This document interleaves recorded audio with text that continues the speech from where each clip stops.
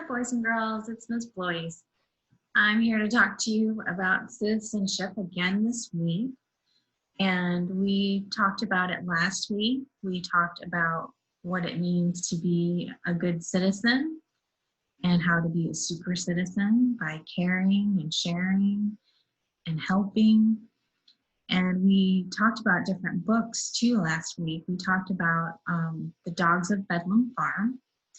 And we talked about the community of dogs and what each dog did. They all had jobs.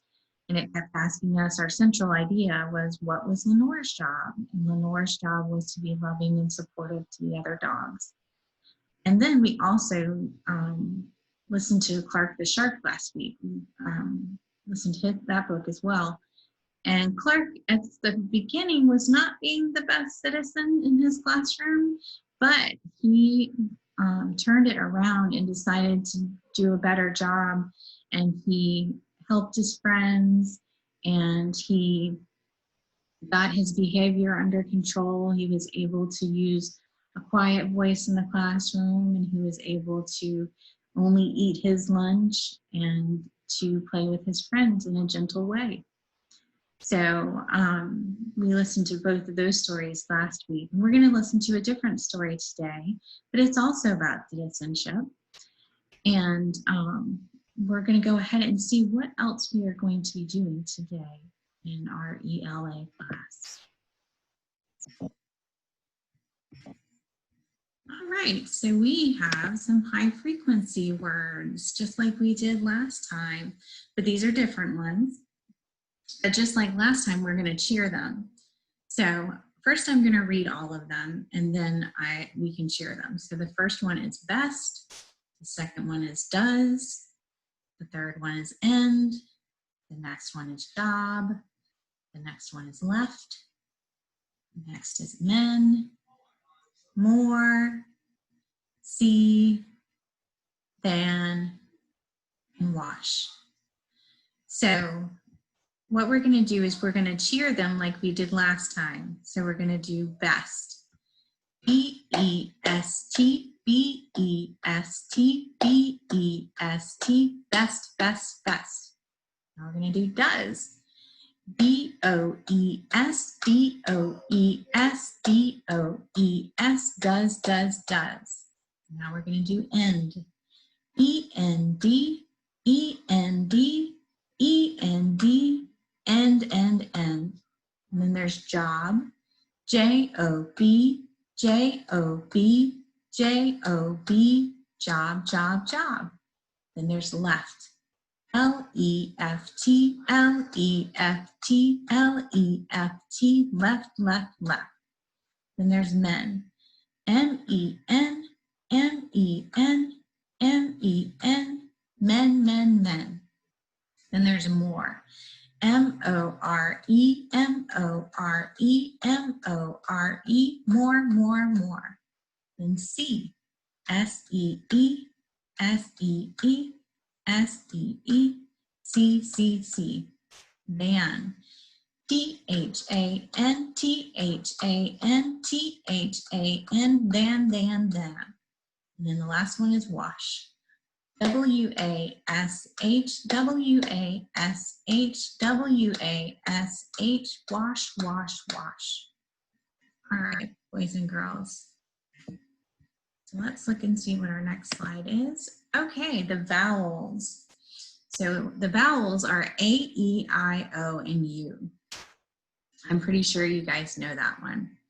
The other letters are called consonants. So B, C, D, F, G, H, J, K, L, M, N, P, Q, R, S, T, V, X, Y is a little tricky, and then Z are consonants. Sometimes Y can be a vowel, but today we're just going to talk about the vowels A, E, I, O, U. So the vowels this week that we're going to be working on are the short O, which is ah, like in octopus. The short U, which is like umbrella. And the short E, which is like elephant.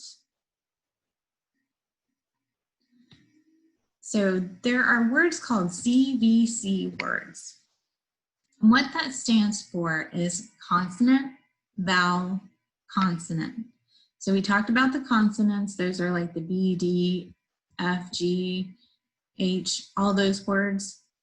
And then there's the vowels that are A, E, I, O, U. So CVC, consonant, vowel, consonant, is just talking about words that start with a consonant, have a vowel in the middle, and have a consonant at the end. It's kind of like a sandwich, consonant and the vowel in the middle and the consonant at the other side. So a word that's a consonant, vowel, consonant is the word fox. F is a consonant, O is a vowel, and X is a consonant as well. So if you ever heard that, the words, that CVC, that's what it's talking about. Consonant, vowel, consonant. So for spelling, we're gonna have our short vowel words. So like I said, we're gonna be doing short O, ah, short U, short E, eh. So a word that has the ah in it is job, job. And then a word that has the eh in it is yes, yes, yes. And the word that has the in it is hug, hug, hug. So you're going to have a lot of spelling words, and they're going to either be the short O, ah, the short U, or the short E, eh. Here are some of our power words for our story that we're about to read. So there's the word scribbled, and it says, if you scribbled something, you wrote it quickly and in a messy way. There's tryouts. Tryouts are tests to see how well someone does something. Wistfully, if you watch something wistfully, you are watching it sadly or thoughtfully. Smirked. If you smirked, you smiled in a mean or nasty way. Jammed. If you jammed something into something else, you put it there very hard or roughly. Discuss. When you discuss something, you talk about it. Central idea. We know what this is. So at the top it says topic, the person or thing the text is about. In the middle, it's got the light bulb for central idea, the most important idea or point about the topic. And then you need supporting evidence for your central idea. You need details, facts, or example in the text that tell you about the central idea. So we're going to read a biography. A biography is a book about a person who really was real, and it's about their life. And so with the central idea of a biography, it is the most important idea or point the author wants readers to take away from the reading about the person's life. So the most important idea or point about the person's life. So let's get to our story. Let me pull it up.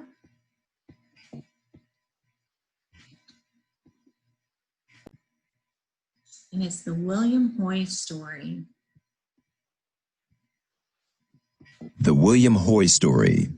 How a deaf baseball player changed the game. Nancy Chernin. Pictures by Jez Tuya. And this says, for my parents, Flora and Douglas Chernin, with gratitude for bringing me up in a world of books and love, NZ. For Mama and Papa, thanks for believing in me, JT. William scooped dust to dry the sweat off his slick rubber ball. He stared at the small X he'd chalked on the barn wall. He closed his eyes. He opened them and threw. Bam! He hit the mark. He stepped back so he could try again.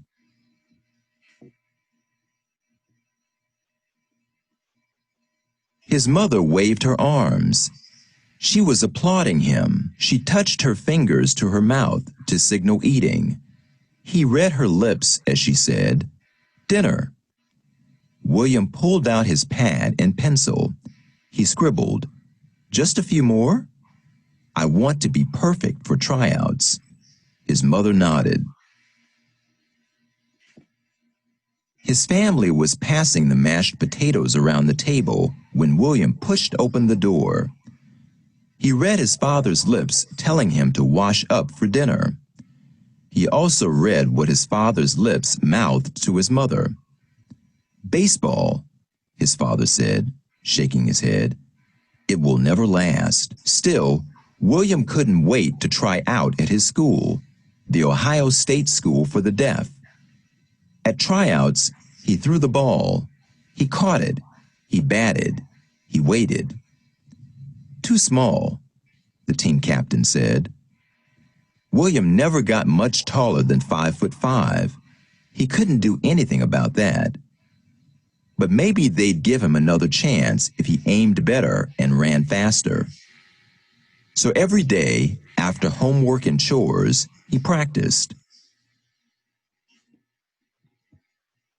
One day, William was standing outside the cobbler shop where he fixed shoes, wistfully watching men play baseball in a far-off field.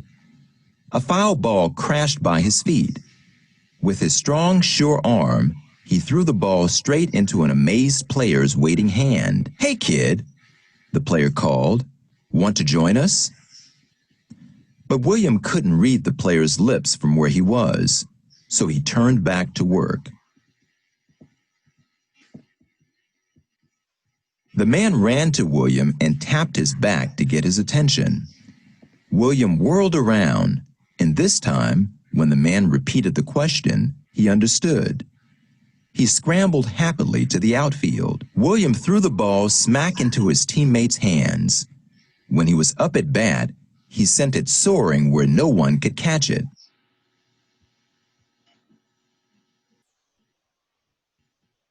"What's your name?" asked one of the players. "William Hoy," William wrote. The man looked at the piece of paper a long time. He seemed to be thinking. "Do you want to try out for our team?" he asked William at last. William grinned. He sure did. William soon learned life in the hearing world wasn't easy. Unlike his parents, few people used sign language in the 1880s, and certainly not in baseball. He won a spot on the first team he tried out for, but the manager smirked when he offered William less money than he paid the others. "I quit," William told him with his notebook. He quickly found another team, but even on his new team, some players talked behind his back so he wouldn't know what they were saying. Others hid their mouths so he couldn't read their lips. One day, a pitcher played the meanest trick of all. William let 3 pitches go by because he thought they were balls. He was too far to read the umpire's lips and didn't know they were actually strikes. He stood, gripping his bat, waiting for the next pitch. But the next pitch never came. William was confused. Suddenly, the pitcher burst out laughing. He pointed to the fans in the stands, laughing too. William's face grew hot. He walked off quickly. He wasn't going to cry. Not about baseball, he told himself. He jammed his hands in his pockets. Paper crunched against his fist. He pulled out a letter from his mother. He read again how much she missed him. William missed his family too. He remembered how his mom would raise her arms to applaud him. "That's it." William pulled out his pad and drew pictures. He scribbled words next to the pictures. He wrote. He wrote. He wrote. He ran to find the umpire. The umpire read William's notes. "Yes, that could work," he said. The next time William was at bat, the umpire raised his right hand for a strike and his left for a ball. He used American Sign Language symbols for safe and out. This time, William got on base. He stole bases. He scored. In his first year in the majors, he led the National League in stolen bases. With his strong, sure arm, he became the first player to throw 3 base runners out at the plate in one game, from the outfield.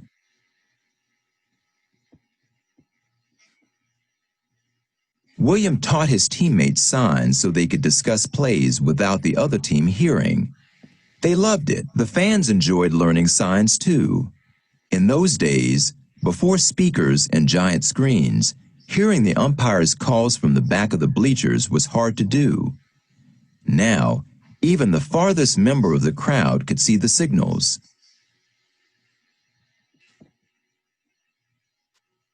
Teams begged for William. He played for several before signing with the Cincinnati Reds, near his family's farm. William was proud to show his parents that the boy who didn't make the school team was one of the most popular players in baseball. When William stepped up to the plate, shaking his bat over his shoulder, fans knew he'd hit or walk his way to first, then swiftly steal his way around the bases. Carefully watching the signals, he led the American League in walks in 1901. He was called the King of Center Field because for 10 years he was ranked among the top 5 outfielders to get hitters out by catching hard-to-reach fly balls. After William became a star, he thought nothing could surprise him. Then one day, when he ran out onto the field, fans waved their arms from the stands just as his mother did when he was a boy. They waved hats, too. William said he'd never cry about baseball, but he did cry at the sight of deaf applause. All he'd wanted to do since he was a boy was find a way to play his favorite game. He never dreamed he'd change how the game was played, but he did, and we still cheer him today.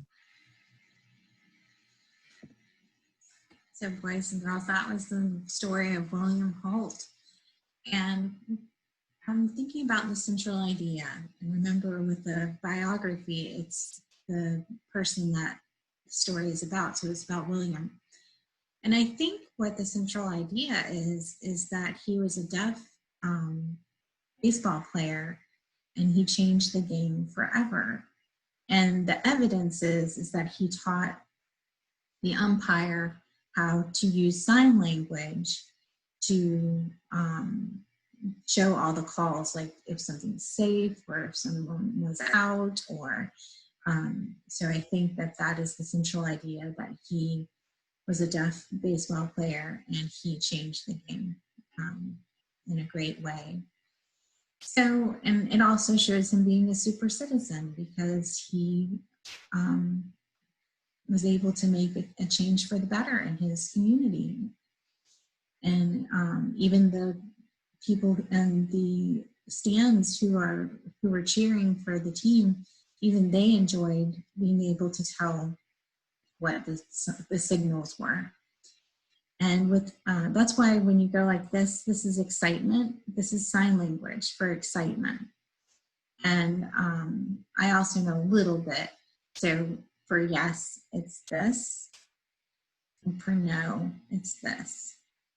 So if you want to say yes, you move your hand like this. If you want to say no, you move your hand like that. So thank you, boys and girls, for your time and for listening to the story. And please practice your high frequency words and your spelling words. And I will see you at another time. Thank you. Bye.